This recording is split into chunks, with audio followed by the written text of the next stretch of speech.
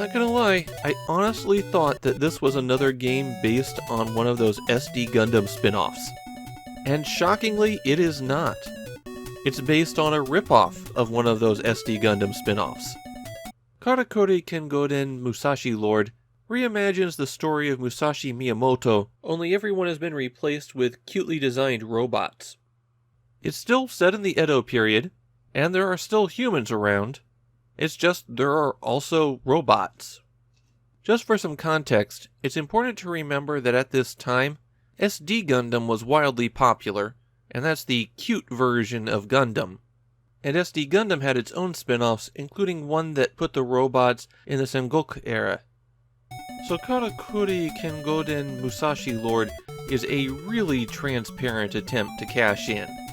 The Famicom game has a subtitle, Karakuri Jin Shisoru, or Mech People Run.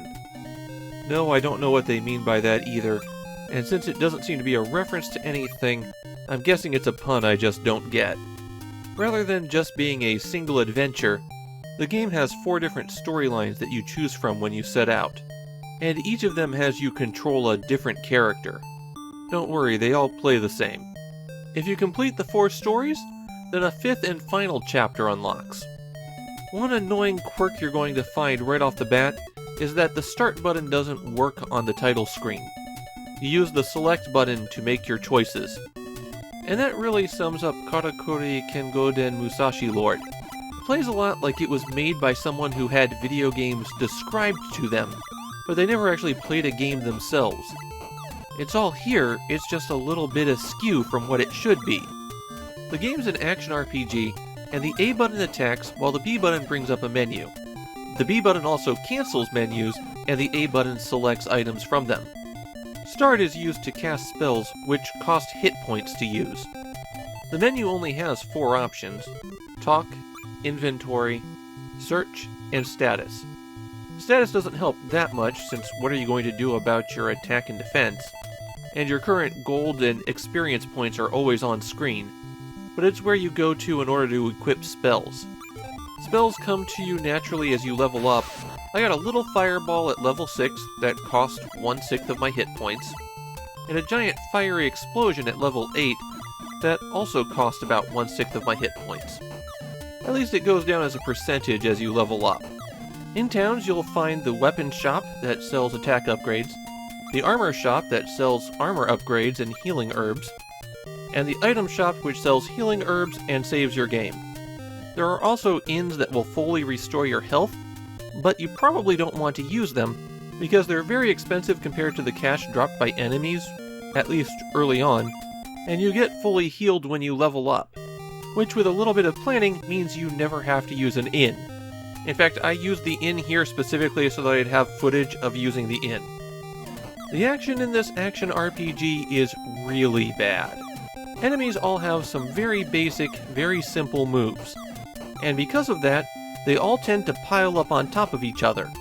Your attack can only hit one enemy at a time, so if there's 3 enemies occupying the same space, you only hit one of them. And there will be multiple enemies occupying the same space. It is a continuous thing here. Lining up your attacks is tricky because your movement is awful. It's stiff, unresponsive, and you tend to get stuck on terrain.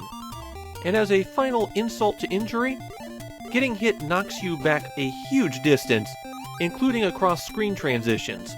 And in some cases, this can result in you pinballing back and forth, as one enemy will knock you across the screen transition into another enemy that knocks you back across that screen transition, and this is something that continues through the whole game. I loaded up one of the saves on the cartridge and I couldn't get out of town because enemies kept knocking me back into the stairwell. The plot progresses as you'd expect. You go to a new location, talk to everybody, and then you have to bounce back and forth between the few locations available until you find the right trigger to continue the game. About the only positive thing I have to say regarding Karakuri Kengoden Musashi Lord is that grinding up levels goes pretty quick. I reached level 8 before I had to stop, and the scenarios cap you out at around level 13 to 14, so that was quite a bit of progress. Karakuri Kengoden Musashi Lord seems to be pretty obscure, but I did find a couple of people mentioning that they liked it. and by a couple I mean 2. Otherwise, there's barely any acknowledgement that it even exists. Obviously, my take on this game is that it's really bad. It's a thoroughly unpleasant playing experience. Nothing works quite how you want it to, and it really isn't that much fun. I think that if you don't have any nostalgia for the original Karakuri Kengoden Musashi Lord, you're not going to be entertained by the game version.